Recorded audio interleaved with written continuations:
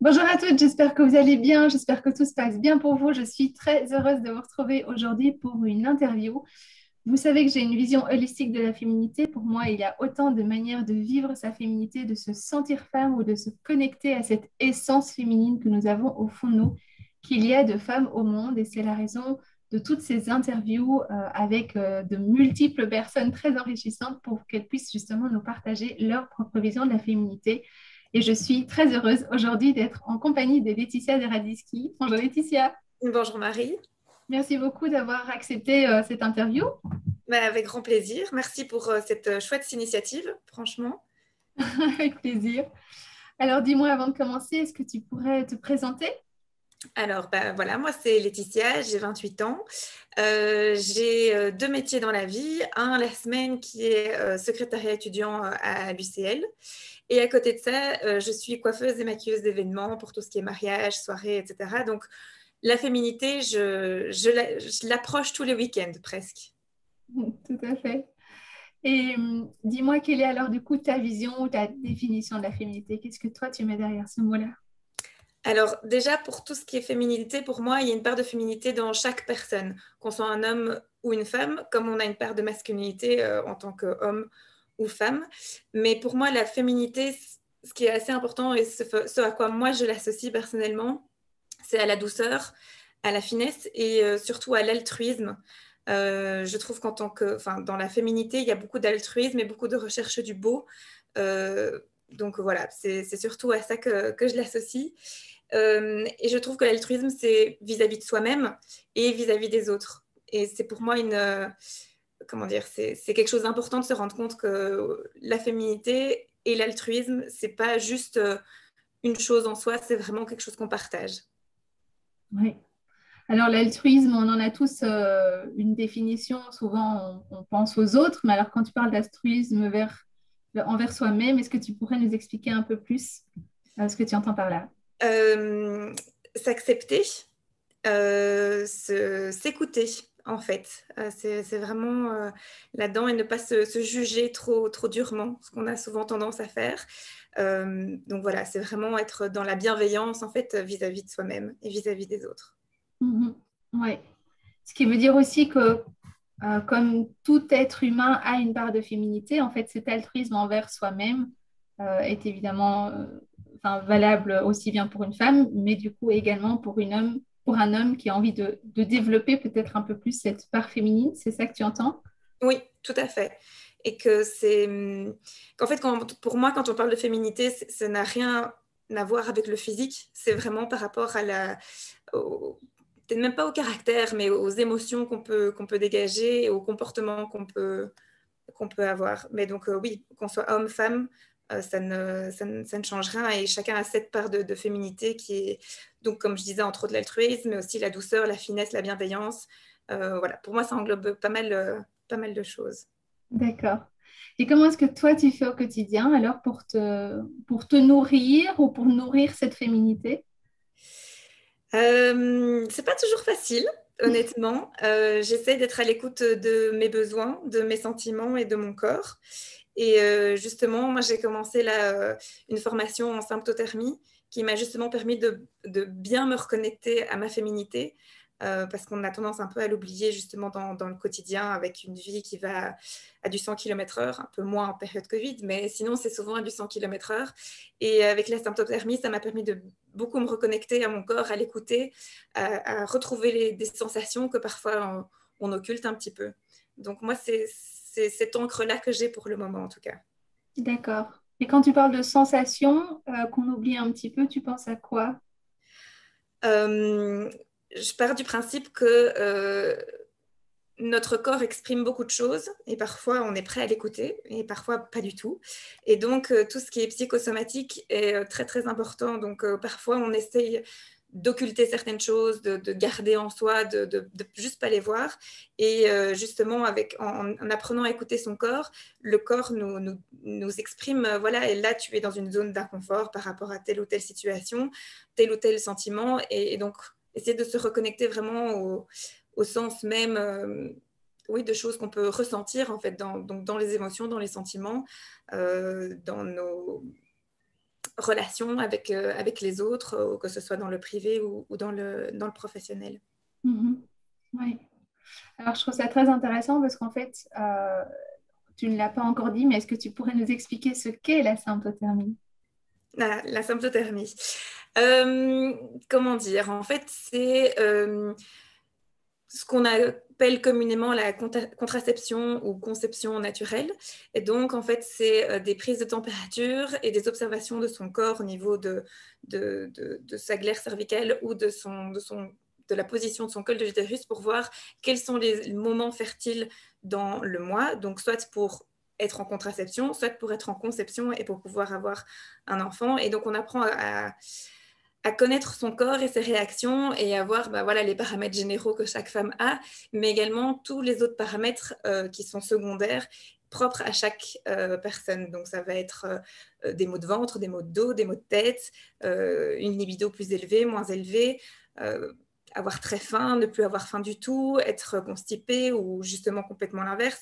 Et donc, en fait, on apprend à connaître son corps, mais aussi à voir quels sont les paramètres extérieurs qui peuvent influencer, que ce soit le stress, une mauvaise nuit, ou faire la fête, voir des amis, prendre de l'alcool.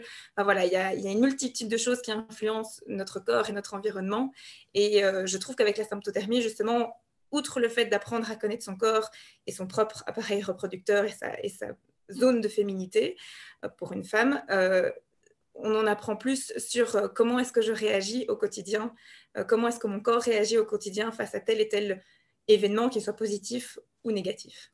Oui, tout à fait. Enfin, c'est très intéressant que tu amènes ça parce qu'effectivement, le cycle menstruel est quelque chose qui, je trouvais très important aussi quand on veut se réconcilier ou en tout cas développer sa féminité. Et ça reste un gros tabou dans notre société. Donc, merci beaucoup de l'amener. C'est très intéressant. Quels sont les liens que toi, tu as fait du coup, parce que tu parlais juste avant de gérer ses émotions et de s'accepter. Quels sont les liens que toi, tu as pu faire entre ce que tu as apporté la symptothermie et justement cette capacité à t'écouter, à te reconnecter? Bon, moi, j'en suis encore au tout début de ma symptothermie, donc j'ai pas non plus des mois ni des années d'expérience derrière.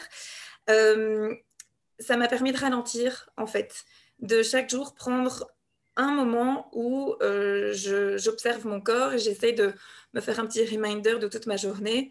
Quelles ont été les sensations que j'ai pu éprouver, en fait. Ce qu'on ne fait pas, en fait, dans sa vie quotidienne quand on n'est pas dans la symptothermie ou qu'on est dans des prises de contraception hormonale ou des choses comme ça. Où on fait un peu moins attention en fait à ces moments-là. Et là, oui, la symptothermie, ça m'a permis de prendre une petite pause. C'est même peut-être 2 minutes sur ma journée, mais c'est 2 minutes que je les consacre en fait à moi et à mon corps. Oui, Donc, tout à fait. Alors, enfin, je pense que tu le sais, moi, la relation au corps est très, très importante pour moi et dans ce que j'amène par rapport à sur cette relation, en fait, à la féminité. Et ben, je pense que pour toi aussi, ça doit arriver, mais tu sais, il y a des jours où on se lève et on se sent pas bien, on se sent pas bien dans son corps, on se sent moche dans le miroir. Enfin bref, on a l'impression qu'on démarre la journée à l'envers. Comment est-ce que toi, tu fais ces jours-là pour dépasser cet état et en quoi est-ce que la symptothérapie t'a peut-être aidé ou pas? Je ne sais pas, quand tu vis ça. bah, disons que déjà, j'ai pris conscience que ça n'arrive pas qu'à moi, ça arrive aussi aux autres. Moi, avec mon activité, je suis très présente sur Instagram. Enfin, j'essaye, du moins, d'être présente sur Instagram. Et c'est vrai qu'on voit toujours tout en beau, en magnifique, en joli, en édulcoré. Et donc, parfois, c'est très difficile de faire one step back pour se dire, OK, aujourd'hui, je vais pas bien. Je prends du temps pour moi. Donc, la symptothermie, à ce niveau-là, ne m'a pas forcément encore beaucoup apporté, si ce n'est l'observation et le temps que je prends pour moi, le me time, un peu comme souvent je l'appelle.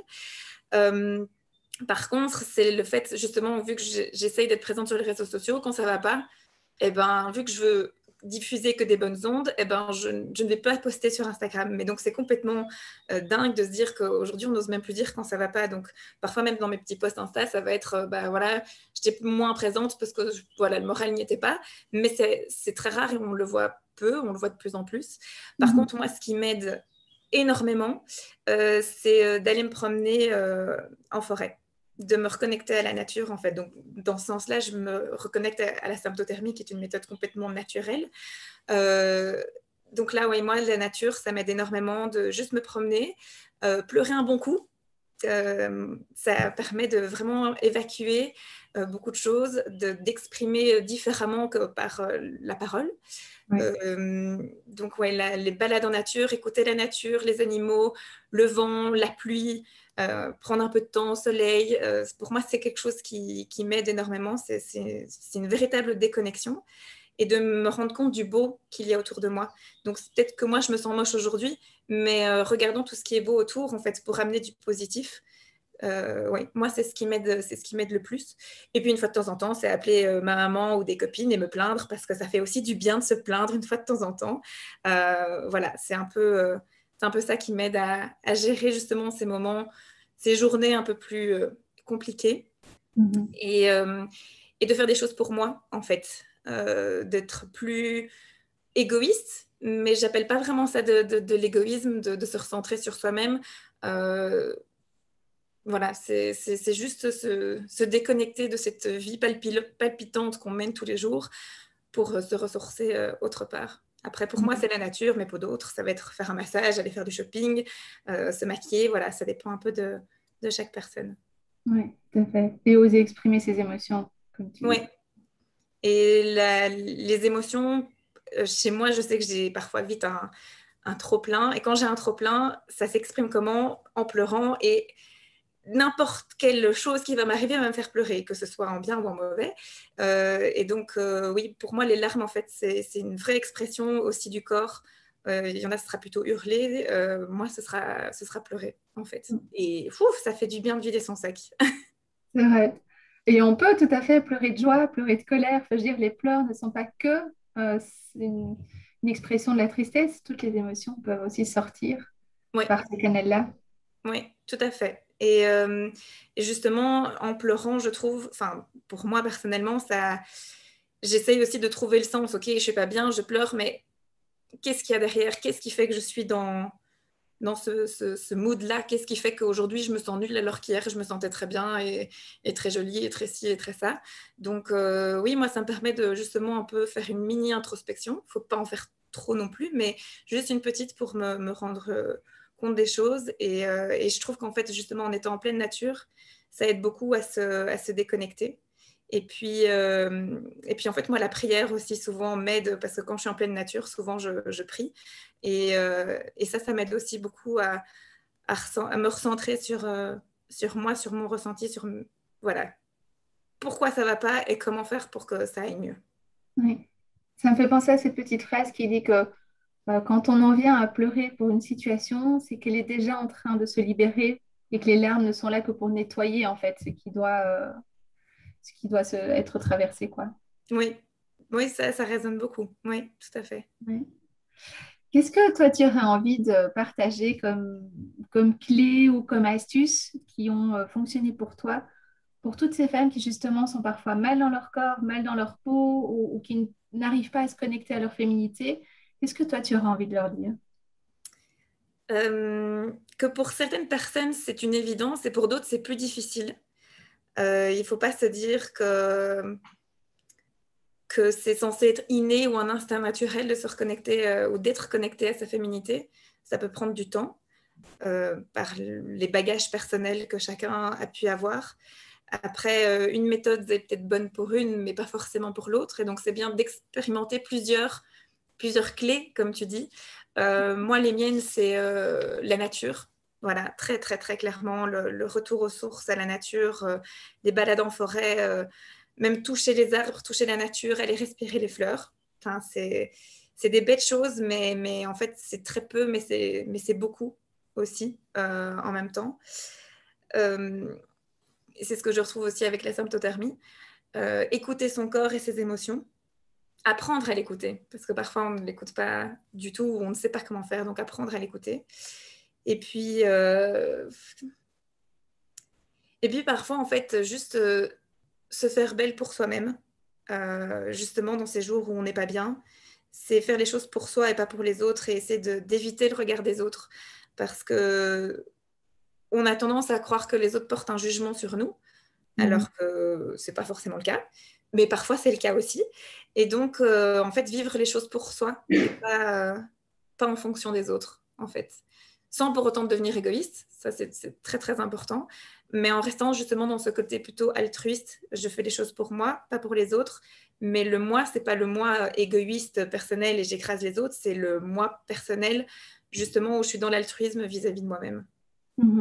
Oui, tout à fait. Et puis pour pouvoir bien prendre soin des autres et particulièrement évidemment de son entourage, de sa famille, de ses enfants quand on en a, ben, commençons par nous-mêmes, commençons par prendre soin de ce qui se vit à l'intérieur avant de vouloir prendre soin des autres. Oui, tout à fait. Même si je pense que les deux sont aussi combinables et on ne doit pas attendre de se sentir bien pour être bien avec les autres, mais il ne faut pas s'oublier en fait. Et je pense qu'en tant que femme, on a eu tendance peut-être par le passé un peu à s'oublier pour se concentrer sur certaines tâches qu'on estimait importantes, et qu'ils le sont, mais il ne faut pas s'oublier soi-même. Oui, tout à fait. Et puis je te remercie aussi de ramener en fait dans cette discussion aussi la toute première clé que tu disais en fait ça ne se fait pas forcément de manière naturelle pour tout le monde, ça ne se fait pas forcément au même rythme pour tout le monde, ça ne coule pas forcément de source non plus. Enfin, en fait c'est quelque chose qui s'apprend et ça je trouve ça effectivement très important que tu nous le rappelles parce que parfois on se dit ça y est j'y arrive pas ou c'est pas pour moi ou et c'est aussi parce qu'on ne s'accorde pas le temps nécessaire pour pouvoir y arriver. Non, et puis parfois, c'est aussi les événements de la vie qui vont nous pousser à ça. En fait, suivant les événements heureux ou malheureux qu'on a pu traverser. Et parfois, Mhm. certains événements malheureux, en fait, poussent à du positif. Dans chaque Oui, chose négative, il y a du positif qui en ressortira un jour ou l'autre. Ça, pour moi, c'est très important. Et c'est vrai que parfois, bah, voilà, le fait de passer par une mauvaise passe et un mauvais moment va permettre de justement faire allez, one step back et ok, là, je me détache, je prends un peu du recul et pour mieux avancer, mais mieux avancer peut-être, pourquoi pas, en se reconnectant à sa féminité et à son moi intérieur. ouais, s'accorder cette patience en fait. Oui, être patient et bienveillant avec soi-même. Ça, c'est vraiment quelque chose de très, très important que j'ai appris aussi ces dernières années. Ouais. Bah, je te remercie mille fois de nous avoir partagé tout ça, de nous avoir partagé ta vision et puis voilà comment toi tu le vis et ce qui a fonctionné pour toi.